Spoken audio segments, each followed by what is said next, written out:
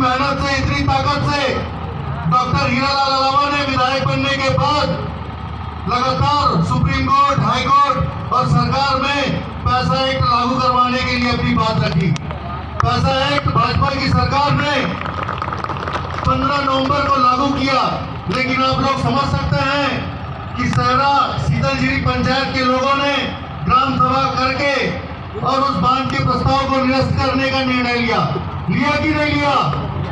लिया, सब लोगों ने मिलकर लिया। लेकिन सरकार वो ये पैसा एक्ट के जो प्रावधान है उसको मानने को तैयार नहीं। उन्होंने पैसा एक्ट को कमजोर तरीके से लागू किया।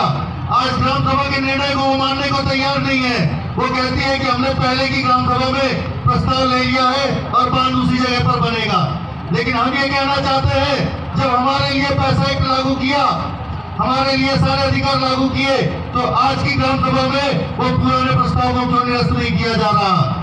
ऐसे ही हमारे बहुत सारे मुद्दे हैं, जैसा कि आपने देखा होगा काजली, बीजादेही, भोपलिया, नीमिया, घिसी बागला, तारा, आवरिया, सहरा, जो लगभग यहाँ से 50 से 60 किलोमीटर दूर है।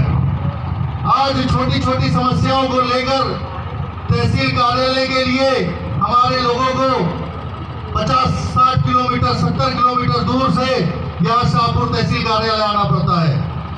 छोटे छोटे जमीन विवाद को लेकर शाहपुर तहसील कार्यालय में आना पड़ता है। हमारी बहुत सारे बच्चे जो छोटे छोटे, किसी को जाति प्रमाण पत्र बनाना है, किसी को आय प्रमाण पत्र बनाना है, किसी को समग्र आईडी बनाना है, बहुत छोटे छोटे मामलों को लेकर 50-50, 60-60 किलोमीटर दूर आते हैं। जब उनकी समस्याओं यहाँ पे समाधान नहीं होता है तो फिर उनको लगभग उतने ही दूर वापस जाना पड़ता है।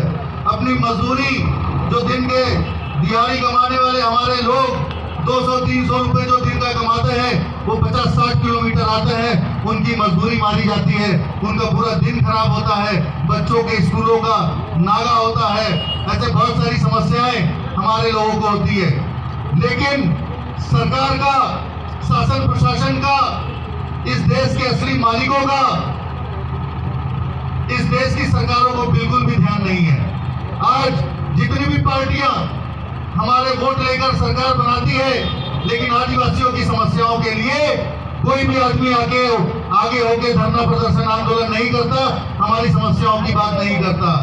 आज एकमात्र संगठन ऐसा है जयस, जिसने आदिवासी के हर मुद्दे पर, चाहे उसके ऊपर शोषण का मुद्दा हो, चाहे अत्याचार का मुद्दा हो, चाहे आदिवासियों के हक अधिकार का मुद्दा हो, चाहे उनकी बहन बेटियों के ऊपर जो छेड़खानी बलात्कार हो रहा है उनका मुद्दा हो, जो चाहे आदिवासियों को दारू के नाम पर, जंगल में कब्जे के नाम पर लगातार झूठे मुकदमे डालकर जेलों में बंद किया जा रहा है, आदिवासियों को जंगलों से खदेड़ा जा रहा है, आदिवासियों को जो अधिकार वन संरक्षण अधिनियम में दिया गया है, आदिवासियों को जो सामुदायिक पट्टे जो ग्रामीण क्षेत्रों में जो देना है, राजस्व की जो वन भूमि को राजस्व भूमि में परिवर्तित करना है, कई सारे आदिवासियों को जंगल की भूमि के पट्टे दिए जाना है और जंगल जमीन के जो हक अधिकार दिया जाना है, आदिवासियों को जो सामुदायिक अधिकार दिया जाना है,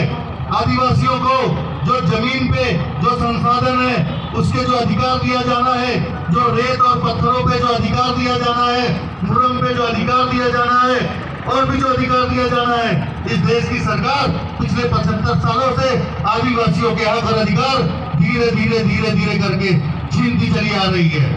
मैं आप सभी लोगों से कहना चाहता हूँ कि ये सारे लोगों ने पिछले हजारों सालों से, जब से देश आजाद हुआ, जब से हम लोगों के ऊपर शोषण और अत्याचार बढ़ाते चले जा रहे हैं, हम लोगों के हक अधिकार छीनते चले जा रहे हैं। लेकिन हम लोग जात पात के नाम पर बटे हुए हैं।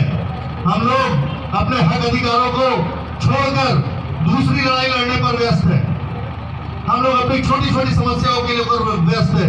हम लोग 5 किलो अनाज के लिए लड़ रहे हैं। हम लोग 1100 रुपए लाडली बहना के लिए रोड में लाइन लगा के खड़े हैं, तहसीलों में लाइन लगा के खड़े हैं, जनपदों में लाइन लगा के खड़े हैं। लेकिन आपके हजारों करोड़ों की जो जमीन आप लोगों से छीन ली जा रही है, आप लोगों को उसकी जानकारी नहीं है। आप लोगों को उसकी चिंता नहीं है। मात्र आप लोग 1500 का जो आपका अनाज है और लाडली बहना के जो पैसे हैं, ये सब आपको लालच देकर आपके हजारों करोड़ों की जमीनें, आपके हजारों करोड़ों के संसाधन आप लोगों से छीनने का काम इस देश की सरकारों ने आज तक किया है। मैं इस मंच के माध्यम से सारे आदिवासी भाइयों को, सभी लोगों को ये कहना चाहता हूं कि अभी नहीं तो कभी नहीं, हमारी लड़ाई इस देश में अन्य वर्गों के लोगों से नहीं है, किसी धर्म के खिलाफ नहीं है, किसी समाज के खिलाफ नहीं है, किसी जात के खिलाफ नहीं है। हमारी लड़ाई हमारे हक की लड़ाई है, हमारे अधिकारों की लड़ाई है, हमारे जल जंगल जमीन की लड़ाई है। ये हम इस देश के जो मालिक हैं, इस देश के जो असली मालिक जो आदिवासी है, हमारे रूढ़ी परंपरा, हमारे संस्कारों पे जो अतिक्रमण किया जा रहा है, हमारे